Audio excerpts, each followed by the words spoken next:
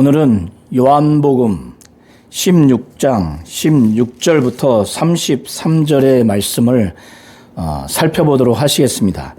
예수께서 자신이 십자가에 못 박혀 피 흘려 죽으시고 부활 승천하시는 것을 염두에 두고 제자들에게 현실을 인식시켜 주시고 또 그들에게 용기를 주시기 위해서 지금까지 말씀을 하셨는데, 오늘 16절부터 33절의 내용도 그와 같습니다. 예수께서 자신의 죽음과 부활에 대해서 제자들에게 알려주시기 위해서 제자들에게 말씀하시기를, 조금 있으면 너희가 나를 보지 못하겠고 또 조금 있으면 나를 보리라, 이렇게 말씀을 하셨는데, 제자들이 아직 성령 받지 않은 상태에서 예수의 이 말씀을 이해하기가 어려운 반응이 나옵니다. 그래서 제자들 중에서 서로 말합니다. 예수께서 우리에게 말씀하신 바 조금 있으면 나를 보지 못하겠고 조금 있으면 나를 보리라 한 이 말씀이 무슨 말씀인가?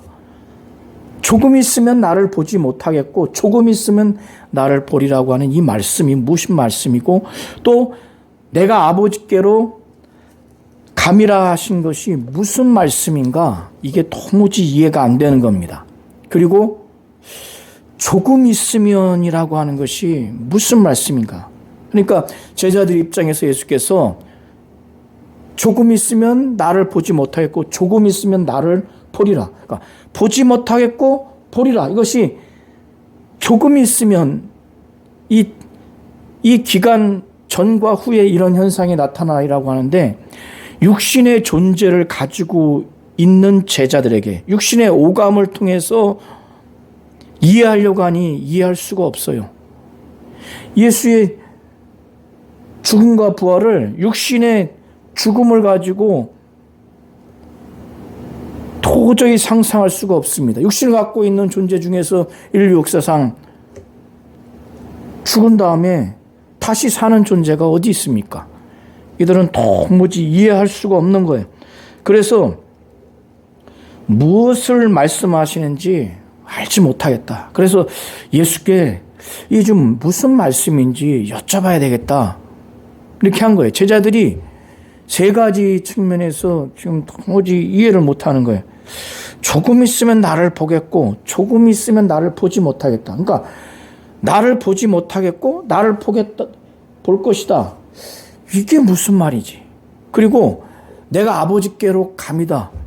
이게 무슨 말씀이지? 그리고 조금 있으면이라고 하는 게 무슨 말씀이지?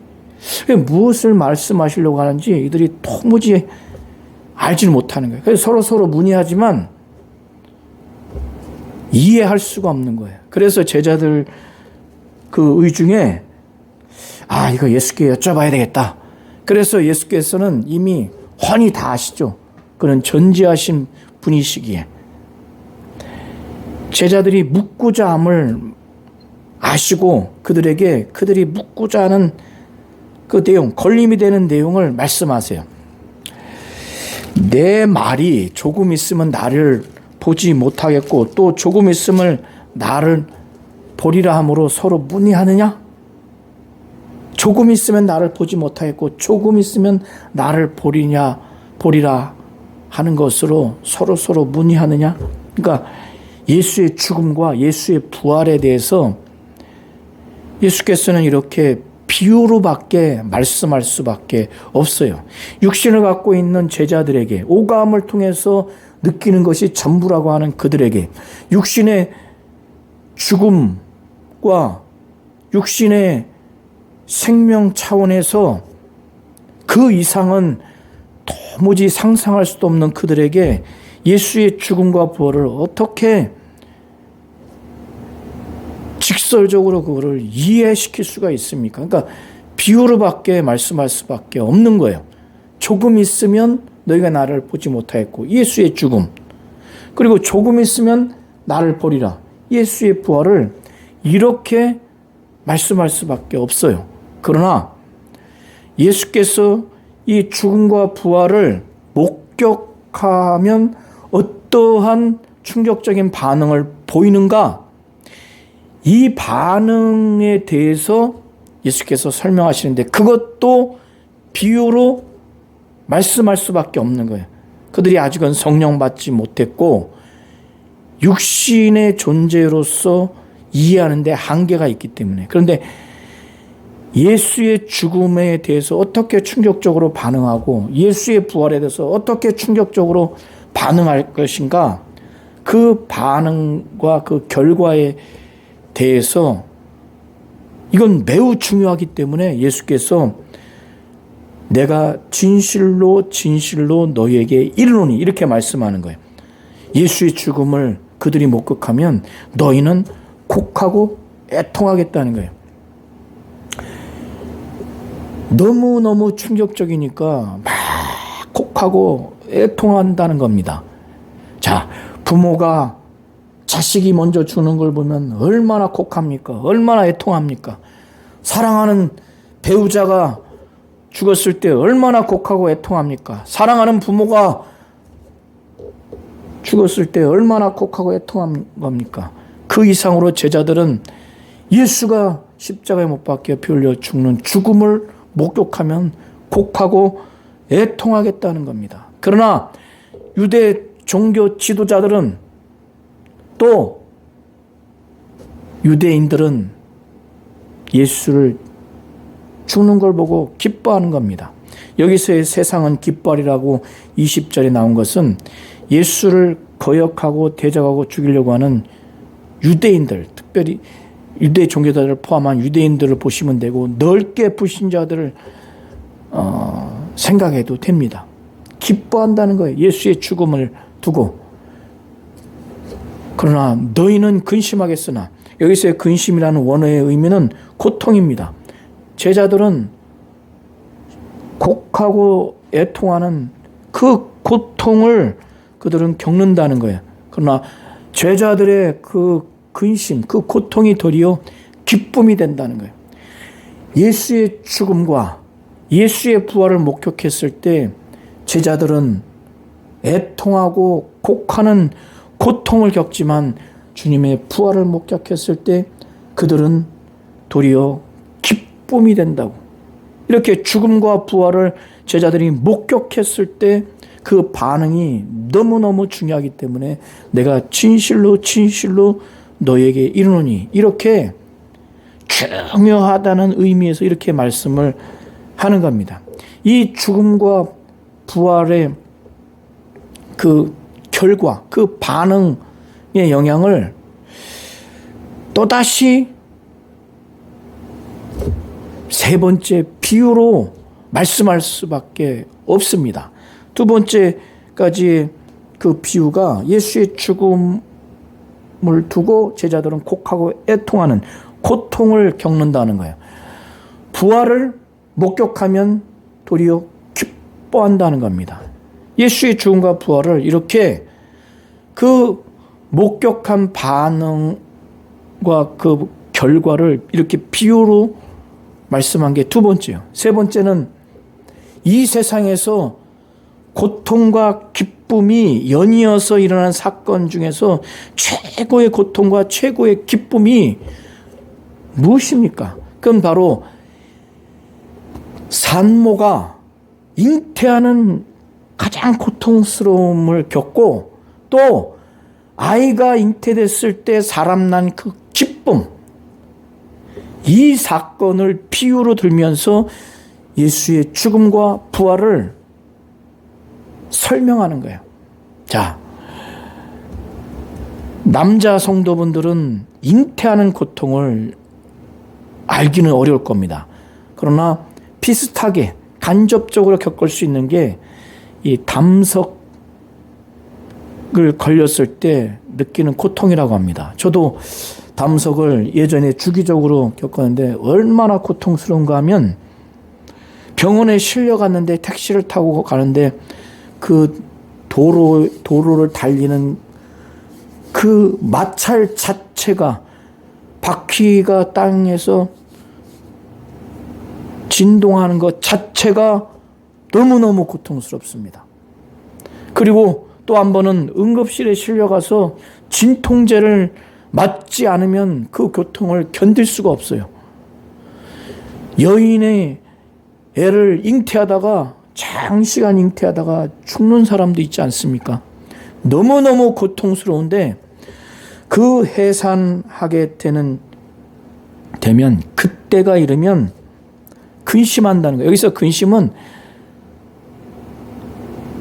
그냥 우리가 흔히 이해할 수 있는 그런 근심이 아니라 아까 말씀드린 것처럼 원의 의미의 고통스러운 거예요. 너무너무 고통스러운 거예요. 해산할 때 고통스러운데, 그런데 아기를 낳으면 그 산모는 세상에 사람이 낳은 그 기쁨으로 인해서 그 기쁨이 너무너무 크기 때문에 이전에 그 고통이 기억나지 않을 만큼 너무너무 기쁨입니다.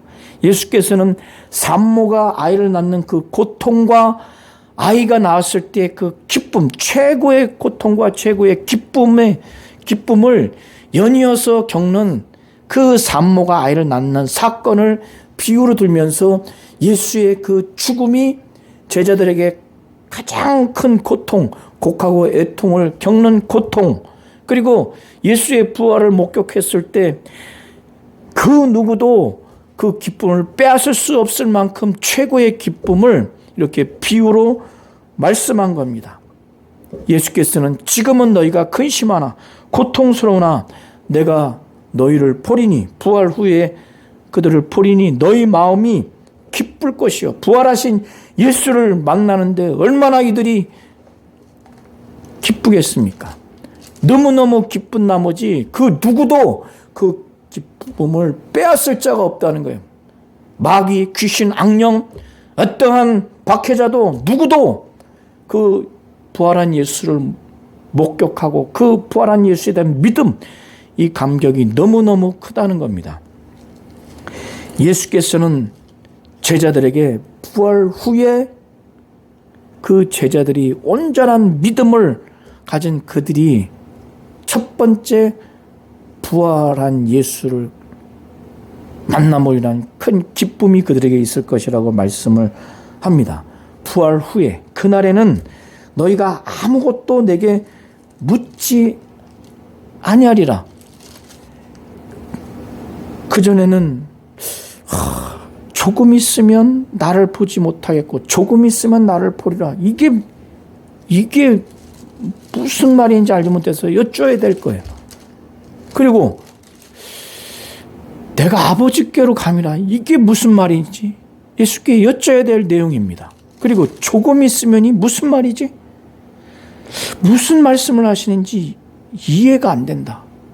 그래서 예수께 여쭤야 되는데 부활 후에 이제 성령 받으면 예수의 죽으심과 부활과 관련해서 예수께 또 아버지께로 가는 이 부분에 대해서 물을 이유가 없는 거예요. 묻지 아니하리라 예수께서 말씀을 하시는 겁니다. 이렇게 예수의 부활을 목격하고 성령을 받은 다음에 예수가 하나님이고 하나님의 아들이요 구세주요 메시아요 우리의 죄를 짊어지시고 저주를 담당하신 이 예수 그리고 하나님이 예수가 성령으로 그를 살리신, 그가 하나님이고 하나님의 아들로서 의인이기에 성령으로 살리신 이 예수에 대한 믿음이 확실히 있고, 그리고 예수 이름이 바로 예수 자신과 분리할 수 없는 이름이요, 예수의 이름이 예수의 권위와 명예와 능력과 그의 모든 걸 담고 있다고 하는 그 권세 있고 권능에 있는 삼위일체 성부 성자 성령의 이름, 바로 그것이 예수의 이름이라고 하는 그 이름의 실체를 그들이 알기에, 부활 이후에는 확실히 알기에 예수께서는 내가 진실로 진실로 너희에게 이르노니, 이제 또다시 중요한 말씀을 하기 위해서 이 말씀을 하는 거예요. 어떤 것이 중요한가? 너희가 무엇이든지 아버지께 구하는 것을 내 이름으로 주신다는 거예요. 자, 지금까지는 제자들이 예수의 이름으로 하나님 아버지께 구하지 않았어요. 예수는 이제 내 이름으로 구하라는 거예요. 구하면 하나님이 응답하셔서 기도의 응답으로 받는다는 겁니다. 그 받는 그들에게 그 기쁨이 충만하다는 거예요. 지금까지 구약의 어떤 선지자, 사사, 위대한 왕이랄지라도 예수의 이름, 성부, 성자, 성령의 이름, 아버지의 이름인 예수 이름으로 하나님 아버지께 직접 기도한 자는 아무도 없어요. 그러나 이제 부활 이후에, 성령 이후에는 특별히 성령 받은 다음에는 예수의 이름으로 아버지께 직접 구하라는 거예요. 그러면 아버지가 그걸 주신다는 거예요. 그러나 예수의 이름을 수단 삼아서 그걸 빙자한 자들은 응답받을 수도 없고 그런 기도는 듣지 않습니다. 이름과 그 존재는 분리할 수가 없어요. 우리 성도님들 다 이름을 갖고 있죠. 그 이름은 나를 나타내는 것이고 나의 존재를 나타내서 존재와 그 이름을 분리할 수가 없어요. 나의 명예, 나의 능력, 나의 자존심이 다 이름에 담겨 있습니다. 그래서 나는 사랑하고 나는 존중하고 나의 권위는 인정하는데 내 이름은 무시하고 괄시하고 천시 여기고 권위를 업신여기는 경우가 있습니까? 이름과 나는 분리할 수가 없어요. 예수와 예수의 이름은 분리할 수가 없습니다. 예수의 이름은 예수의 존재를 담고 있고 예수의 이름은 예수의 권위와 능력과 권세와 예수가 갖고 있는 모든 걸 그 이름에 다 갖고 있는 겁니다. 그래서 예수의 신분을 확실히 믿고 예수의 성품을 믿고 존중하고 예수의 권위와 능력과 그의 자존감을, 그의 성품과 속성을 다 인정하고 존중하는 자는 그와 같이 그의 이름을 존중하는 겁니다. 그런 자들이 예수의 이름으로 하나님께 기도했을 때 하나님이 들으시는 겁니다. 이 예수의 이름으로 부활 후에는 기도할 수 있다는 거예요. 그리고 하나님이 그 이름으로 기도했을 때 응답해서 그 이름으로 그걸 받을 수 있는 거예요. 이름으로 예수께서 주시니까 그때 예수의 이름으로 하나님께 직접 기도하고 응답받는 제자들이 기쁨이 얼마나 기쁨이 대단한지 기쁨이 충만할 것이라는 겁니다. 부활 이후에 예수께서는 제자들에게 예수의 부활을 목격한 것 자체가 기쁨이고 또 부활 이후에 예수 이름으로 아버지께 직접 기도하고 그 이름으로 응답받기에 그 기쁨이 충만할 것이라고. 예수의 부활을 목격한 건 누구도 그 기쁨을 빼앗을 수 없다는 겁니다. 부활 후에 이 두 가지 기쁨이 있다고 가르치시는 거예요. 자, 지금까지 예수의 죽음과 부활에 대해서 세 가지 비유로 말씀했어요. 자신의 죽음과 부활에 대해서 그들이 육신을 갖고 있는 존재로서 오감을 통해서 도무지 예수의 죽음과 부활을 이해할 수 없고 육체의 생명과 사망이 전부이기에 그 이상 예수의 죽음과 부활을 상상할 수 없기에 비유로밖에 설명할 수 없습니다. 첫 번째 비유가 조금 있으면 나를 보지 못하겠고 그 죽음에 대해서 조금 있으면 나를 보리라. 부활에 대해서 조금 있으면 나를 보지 못하겠고 조금 있으면 나를 보리라. 이렇게 첫 번째 비유로 말씀했고 또 두 번째는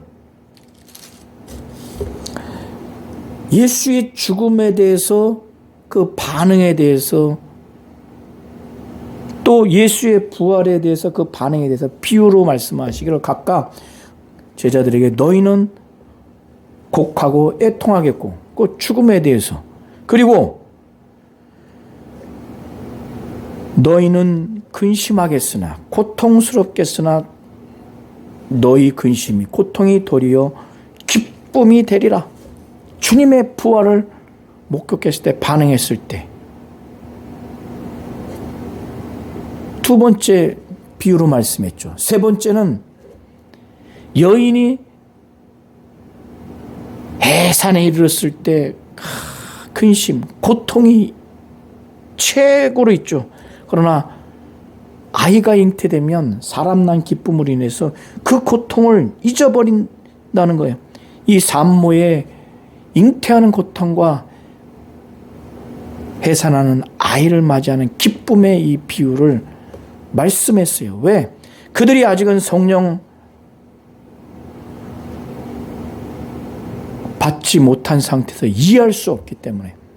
그런데 예수께서는 이것을 비유로 너에게 일렀거니와 때가 이르면, 부활 이후에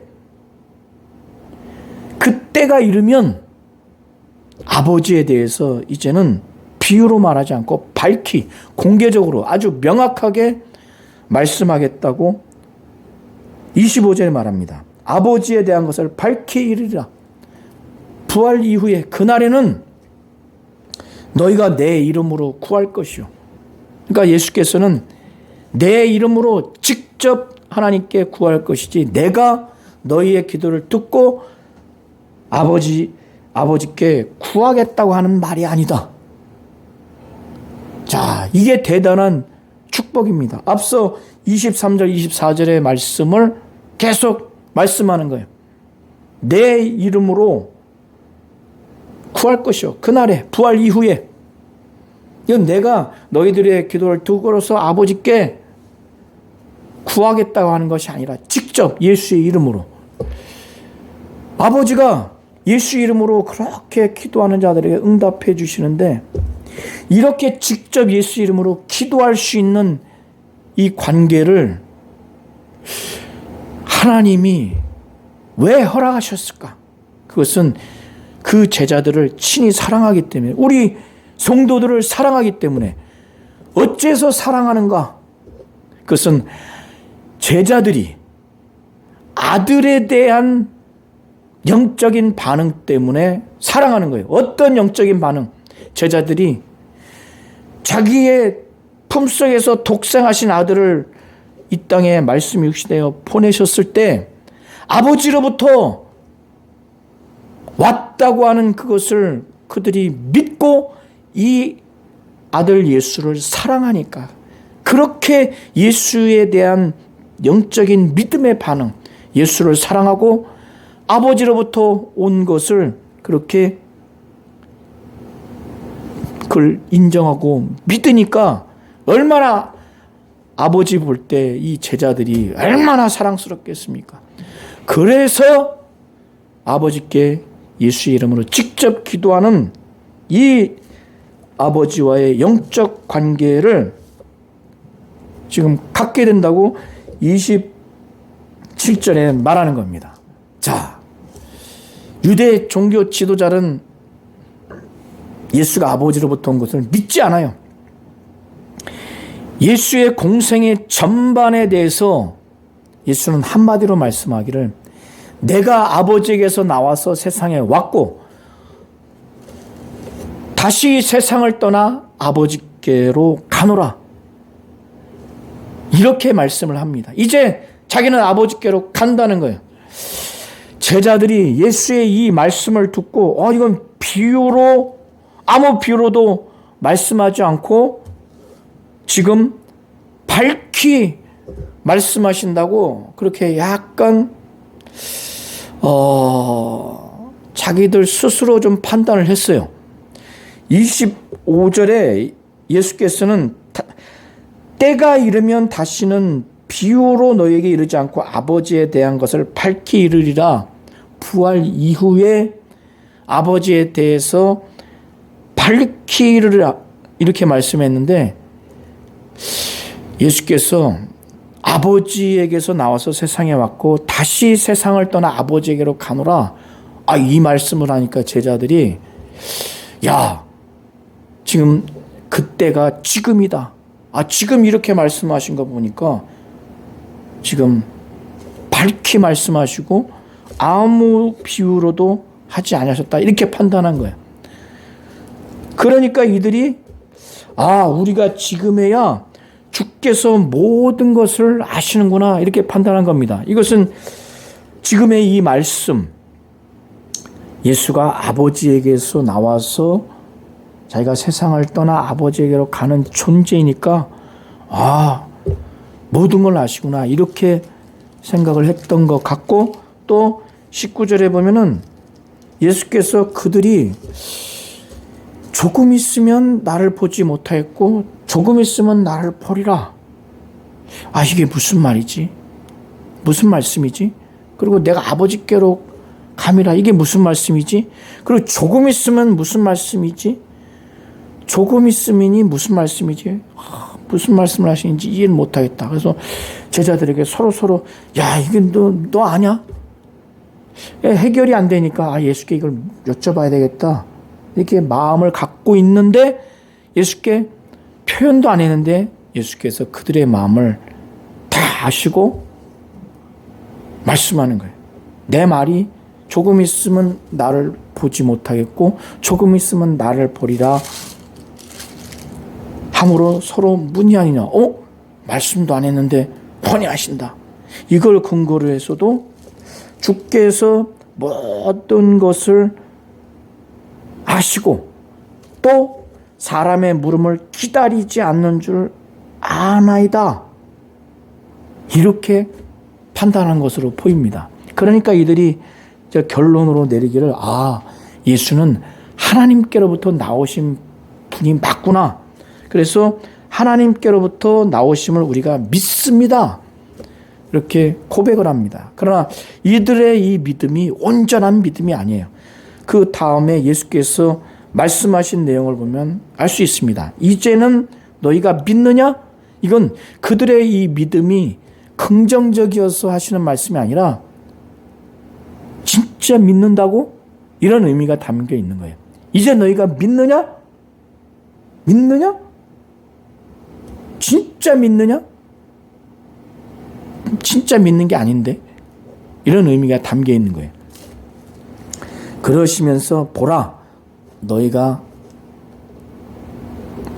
다 각각 제 곳으로 흩어지고 나를 혼자 둘 때가 오노니 벌써 왔도다. 예수께서 십자가에 못 박혀 피 흘려 죽으시기 위해 붙잡혔을 때 모든 제자들은 다 도망갔습니다. 그 중에 베드로는 3번 부인하면서 저주하고 맹세하면서까지 부인했죠. 자, 그걸 지금 말씀하는 겁니다. 그러나 예수는 내가 혼자 있는 것이 아니라 아버지께서 나와 함께 계신다. 이 말씀을 하시고 이 제자들이 각각 흩어져서 제 곳으로 흩어져서 예수로부터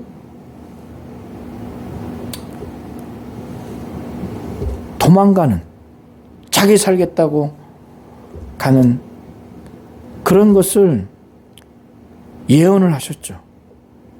왜 이 말씀을 그들에게 하셨는가? 이것을 너에게 이르는 것은 그렇게 먼 날, 훗날, 먼 날이 아니죠.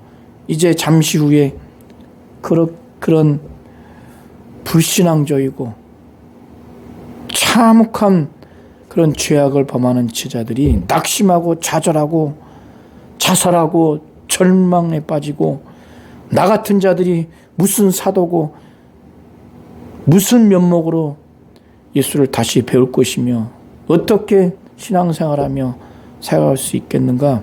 절망, 좌절, 자살에 이를 정도로 침통하고 곡할 정도로 그런 상황에 이를 수밖에 없는 그들에게 이것을 너에게 이르는 것은 너희로 내 안에서 평안을 누리게 하려 함이라. 그때 좌절하고 절망하고 낙심하지 않냐고 자살하려고 하지 말고 정죄감에 빠지지 않냐고 예수 안에서 평안함을 누리도록 너희가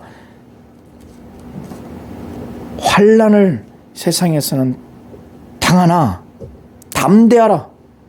예수 믿는다고 사도로서 예수의 사역을 계승한다고 막 박해하고 핍박하고 저주하고 무시하고 때리고 죽음에 이르는 환난을 당하지만 담대하라. 예수께서 왜 이렇게 말씀을 하시는가? 예수가 세상을 이겼기 때문에 내가 세상을 이겼노라. 요한복음 12장 31절을 보시면 예수께서는 이제 이 세상에 대한 심판이 이르렀으니 이 세상의 임금이 쫓겨나리라 말씀했어요. 세상을 이겼다고 하는 것은 이 세상의 임금, 공중권세 잡은 자, 마귀를 심판하고 마귀를 박멸하고 마귀의 권세를 완전히 박탈하고 내쫓아버리는 그런 세상을 이기는 세상 임금을 심판하고 박멸하고 마귀를 멸하는 그 예수, 마귀의 권세를 아주 무력화시키는 이 세상에 대한 심판.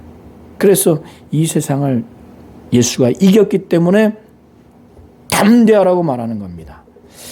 자, 오늘 요한복음 16장 16절부터 33절의 말씀을 살펴보았는데 어려운 내용들입니다. 학자들 사이에 의견도 많이 있는데 기도하시면서 꼼꼼하게 읽으시고 예수의 말씀과 행하심을 통해서 하나님의 뜻과 하나님의 말씀을 잘 보시고 들으시고 큰 감동을 받으셨으면 좋겠습니다.